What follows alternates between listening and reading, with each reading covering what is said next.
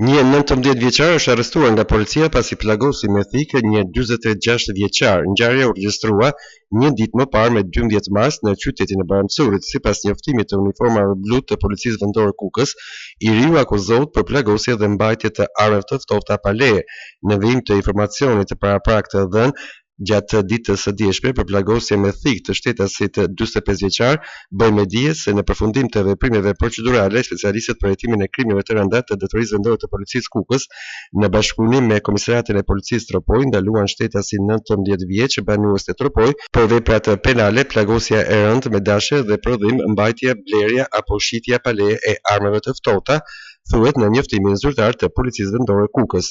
Ndërkohë, specialistët e sektorit të qarkullimit rrugor arrestuan në flagrancë për veprat penale, drejtimi i automjetit në mënyrë të parregullt dhe prodhim, mbajtje, blerje apo shitje pa leje e armëve të ftohta, një 24 vjeçar banues në Berat, pasi u konstatua duke drejtuar pa leje drejtimi automjetin e tij, në të cilën gjatë kontrollit u gjet një shkop metalik.